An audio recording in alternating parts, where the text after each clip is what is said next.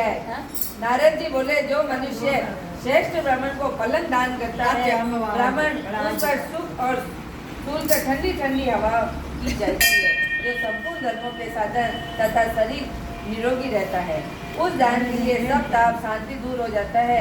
वह मनुष्य योगियों के दुर्लभ पद को पाता है। जो मनुष्य वैशाख में दूध से थके हुए ब्राह्मण को सुंदर श्रम नाशक पलंग दान करता है, वह मनुष्य है। हे राजन, संसार के जन्म मरण वृद्धावस्था के कष्ट नहीं भोगता। वह पलंग पर ब्राह्मणों के शयन करने से जीवन भर के जाने अनजाने किए हुए पाप सब नष्ट हो जाते हैं। हे राजेंद्र, जैसे अग्नि के स्पर्श से कपूर जल जाता है, वैसे ही पलंग देने वाले मनुष्य निश्चय ही ब्रह्म पद को पाता है। जो मनुष्य वैशाख में शय्या दान करे, वह इसी जन्म में सब सुखों को भोगता है। उसके कुल में वृद्धि होती है, कोई रोग नहीं होता, उससे बड़ी आयु और निरोगता वर्ष धैर्य मिलता है।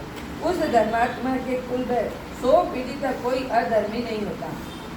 इस मास में दानादि करके अपार फल होता है। वैशाख के धर्मों के इस तरह करने वाले धर्मात्मा पुरुष सब भोगों को भोगकर अपना शरीर त्यागता है।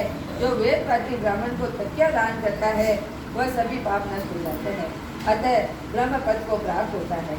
बिना इसके जीवे मनुष्य सुख पूर्वक नहीं सो पाता, इसलिए इसके दान करने से सबका आश्चर्य बनकर पति के राज्य होता है। ये राजन, वह मनुष्य 60 जन्म तक सदा सुखी भोगी धर्म परायण और विजयी होता है, फिर अपने सातों कुल समेत मुक्त हो जाता है। जो मनुष्य चेष्टा अर्थात किसी प्रकार का आसन देता है, उसे पत्र से या विष्णु भगवान स्वयं विराजित है। इसके जल में पड़ी हुई हुनु नहीं भक्ति, वैसे ही संसारिक जीवन में संसार के बंधन को नहीं प्राप्त होता।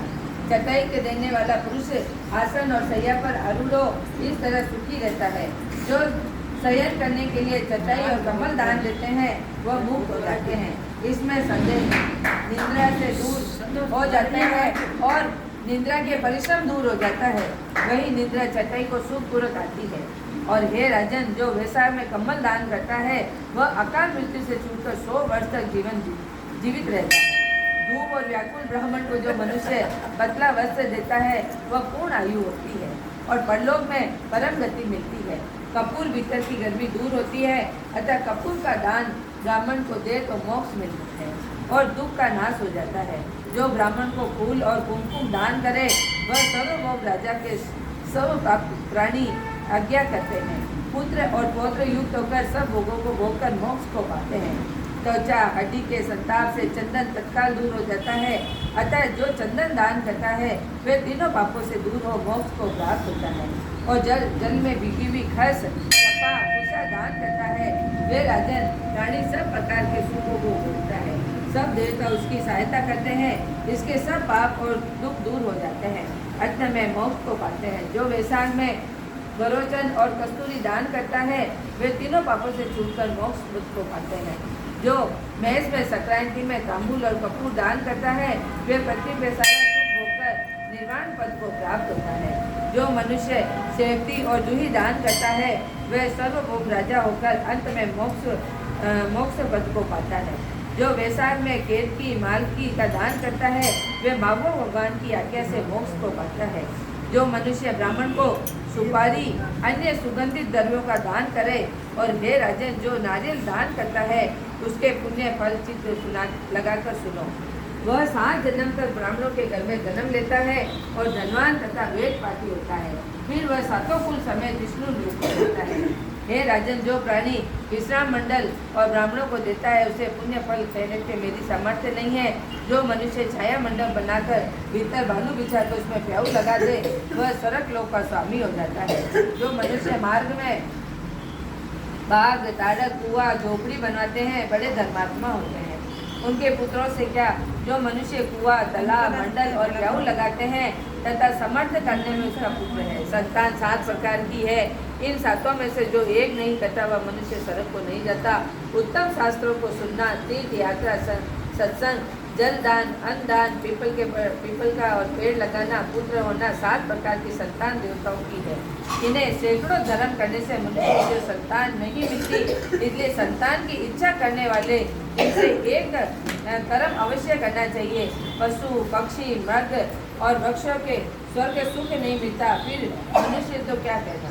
जो मनुष्य सुपारी, नागफली, कपूर, अगर सहित पान दान करता है वह निश्चय ही शारीरिक पापों से मुक्त हो जाता है तथा यश, धैर्य, लक्ष्मी प्राप्त करता है, रोगी रोग से छूट जाता है और निरोगी मोक्ष को पाता है। जो वेसान में पारकत नाशक छाछ का दान करता है वह विद्यमान और धनवान होता है, इनमें संदेह नहीं। क्योंकि गर्मी की ऋतु में चक्र के समान कोई दान नहीं, इसलिए मार्ग के कारण थके हुए ब्राह्मण को छाछ का दान करें।